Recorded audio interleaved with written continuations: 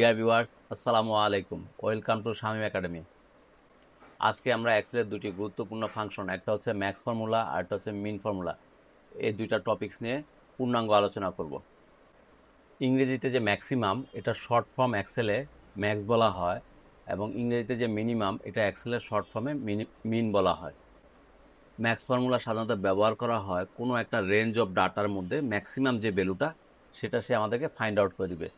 এখানে আমরা যে ডাটা সেটটি দেখতে পাচ্ছি 15,000, 20,000 এবং 25,000, এর মধ্যে সর্বোচ্চ ভ্যালু হচ্ছে 25,000। আমরা এটা দেখে বলে ফেলতে পারতেছি কারণ এখানে ডাটা রেঞ্জটা অনেক শর্ট।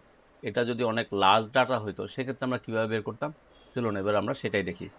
সেক্ষেত্রে প্রথমে আমরা ম্যাক্স ফাংশন কল করব, ম্যাক্স ফাংশন, দেন ব্র্যাকেট ক্লোজ, দেন আমরা রেঞ্জটা সিলেক্ট করে দিব, দেন ব্র্যাকেট ক্লোজ, দেন এন্টার।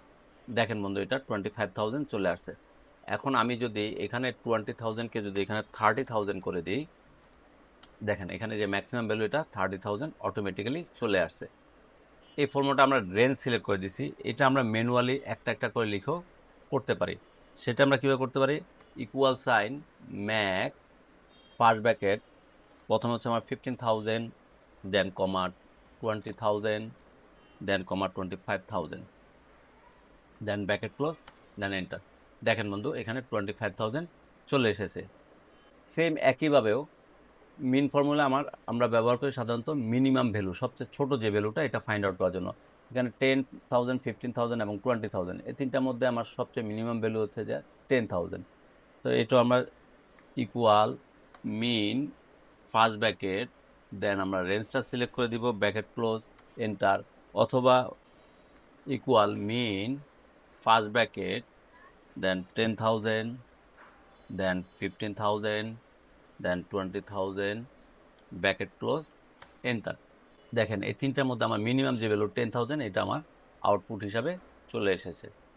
এটা তো আমরা বেসিক শিখলাম, ম্যাক্স এবং মিনিমাম কি ক্ষেত্রে ইউজ হয়। চলুন এবার এটা আমরা এবার বাস্তব ক্ষেত্রে এটা কিভাবে ইউজ হয় এবার আমরা সেইটা শিখব। গত বছর সরকারি চাকরিজীবীদের জন্য সরকার একটা স্পেশাল ইনক্রিমেন্ট চালু করেছে। এই স্পেশাল ইনক্রিমেন্টের শর্ত হলো তার বেসিকের 5% এবং 1,000 টাকা, দুইটার মধ্যে যেটা বেশি হবে সেটা পাবে। দ্যাট মিনস হচ্ছে যে সে মিনিমাম 1,000 টাকা তো পাবে, আর যার 1,000 টাকা বেশি হয় সেইটা পাবে। তো আমরা এখানে দেখি এটার 5% ইন্টু 5%, এটা এটা হয় 750, এটা হয় 1,000, এটা হচ্ছে যে 1,250। কিন্তু এখানে কিন্তু আমার 750 আছে, আমাকে বইলা দেওয়া হয়েছে মিনিমাম 1,000 হইতে হবে। সেক্ষেত্রে আমরা কীভাবে করবো এটাই আমরা এখন শিখব। ইকুয়াল ম্যাক্স ফার্স্ট ব্র্যাকেট, আমাকে বলা হয়েছে মিনিমাম 1,000 টাকা হইতে হবে, তাহলে 1,000 কমা বেসিক ইন্টু 5%, দেন ব্র্যাকেট ক্লোজ, এন্টার। আমরা দেখেছিলাম একটু আগে এটা 750 এসেছিল 5%, কিন্তু আমাকে কন্ডিশনে বলা হয়েছে যে মিনিমাম তার 1,000 হইতে হবে। এটা আমরা খুব সহজে ম্যাক্স ফর্মুলার মাধ্যমে ব্যবহার করতে পারি। আমি আবার সিনট্যাক্সটা আবার দেখাচ্ছি আপনাদের।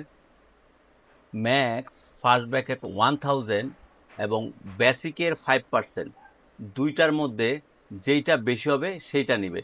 তাহলে বেসিকের 5% আসে 750 আর 1,000, তো দুইটার মধ্যে আমার স্বভাবত 1,000 বেশি, সেক্ষেত্রে 1,000 আসবে।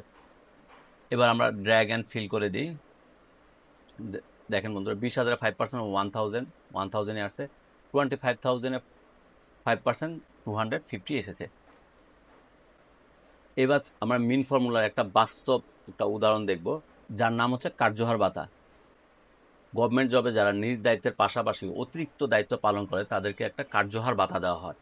এইটার শর্ত হচ্ছে বেসিকে 10% দেওয়া হবে এবং এটা কখনোই 1,500 টাকার বেশি হবে না। এটা আমরা খুব সহজে মিন ফর্মুলা ব্যবহারের মাধ্যমে করতে পারি। ইকুয়াল মিন ফার্স্ট ব্র্যাকেট, আমাকে বলা হয়েছে যে 1,500 টাকার বেশি হবে না, 1,500 কমা বেসিকের 10%, দেন ব্র্যাকেট ক্লোজ, আমি সিনট্যাক্সটা আপনাদের আবার দেখাচ্ছি। মেইন ফাংশনের মাধ্যমে আমি দুইটার মধ্যে যেটা ছোট সেটা নিব। আমাকে বলা হয়েছে হাইয়েস্ট ১,৫০০ টাকা এবং এপ টু 10%, দ্যাট মিনস বেসিকের 10%। দুইটার মধ্যে যেটা কম সেটা নেবে।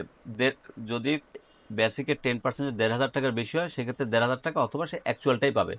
দেখেন, প্রেস এন্টার, 1,000 টাকা, ১৫,০০০-এর 10% হচ্ছে ১,৫০০ টাকা, কিন্তু ২০,০০০-এর 10% কিন্তু 2,000 টাকা।